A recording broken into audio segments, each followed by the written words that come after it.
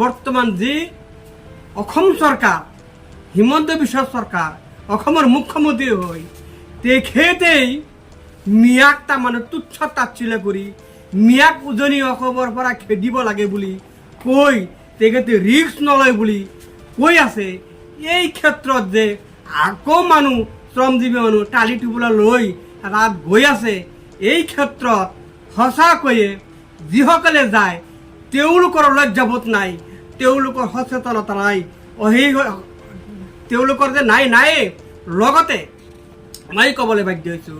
আৰু যিবিলাক মানুহে পেটৰ তাৰাত কাম কৰিবলৈ যায়, যিসকলে কাম কৰিব তেওঁলোকে আচলতে লজ্জাহীন, তেওঁলোকে চেষ্টা নকৰে যে আমি কামলাৰ পৰা কেনেকৈ আমি এজন চলগৃহস্থ হ'ব পাৰোঁ, আমি এজন সুস্থভাৱে চলিব পাৰোঁ, এইখিনি চেষ্টা তেওঁলোকে নকৰে।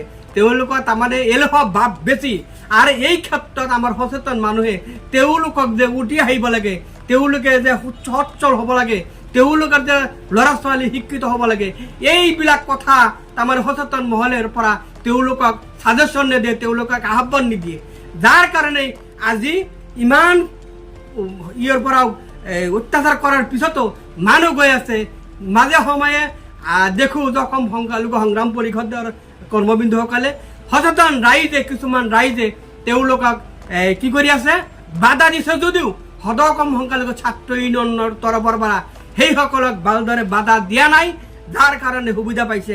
আৰু বাধা দিয়া নাই আৰু যাবলৈও নকয়, ক্লিয়াৰ নাই। সদৌ অসম সংখ্যালঘু ছাত্ৰ ইউনিয়ন ক্লিয়াৰ কোৱা নাই, তেওঁলোকক যাবও কোৱা নাই, তেওঁলোকক বাধাও দিয়া নাই।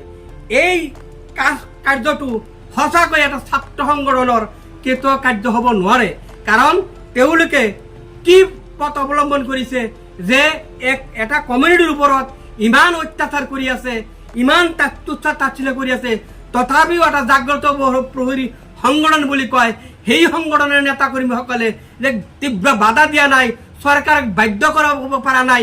হিমন্ত বিশ্ব শৰ্মাক যদি বাধ্য কৰিব নোৱাৰিলে তেনেহ'লে এই সংগঠনৰ দ্বাৰাই অসমৰ নিৰ্যাতিত সংখ্যালঘু জনগোষ্ঠীৰ মানুহৰ কি লাভ হ'ব বুলি মই আজিৰ এই লাইভৰ জৰিয়তে মই ক'বলৈ বাধ্য হৈছোঁ যে অসমৰ যি মূল সমস্যা, অসমৰ ধৰ্মীয় সংখ্যালঘু তথা বাকী সংখ্যালঘুৰ ওপৰত যিটো অত্যাচাৰ, যি অন্যায় অত্যাচাৰ কৰিছে, যিটো ভাৰতবৰ্ষৰ সংবিধান বিৰোধী কাজ কৰি আছে, এইবিলাকৰ প্ৰতিবাদ যে সংগঠনে কৰিব পৰা নাই, তাৰ কাৰণে মই তেওঁলোকক গৰিহণা দিছোঁ।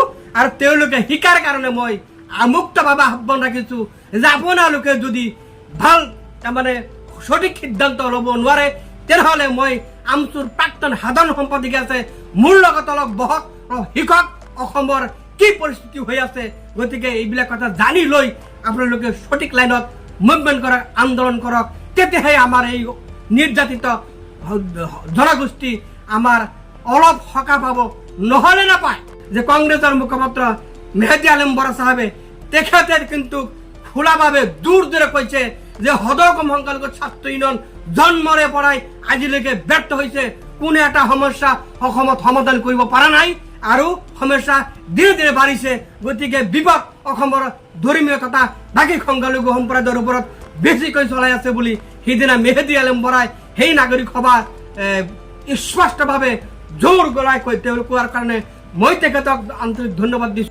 যিবিলাকে শ্ৰমজীৱী মানুহ কাম কৰিবলৈ গৈছে পেটৰ তাৰণাত যাওক, কিন্তু তেওঁলোকৰ লগত কি কৰি আছে, সৰু সৰু ল'ৰা ছোৱালী লৈ গৈ আছে, লৈ যায়, তেওঁলোকৰ শিক্ষা দীক্ষাৰ কি ব্যৱস্থা আছে। গতিকে এই ক্ষেত্ৰত আমাৰ সঁচাকৈ দুখ লাগিছে। এই সৰু সৰু ল'ৰা ছোৱালী লৈ যায় যে তেওঁলোকৰ জীৱন নাশ কৰি আছে, তেওঁলোকে সঁচাকৈ আগৰ কামলা শ্ৰেণী হ'ব, অশিক্ষিত হ'ব, অশিক্ষিত হ'লে নিশ্চয় বেয়া কাম তেওঁলোকে কৰি ভাল কাম কৰা তেওঁলোক অভ্যাস নহ'ব। এইটোৰ কাৰণে আমি দায়ী অসমৰ ধৰ্মীয় তথা বাকী সংখ্যালঘু সম্প্ৰদায়ৰ সচেতন মানুহসকলে।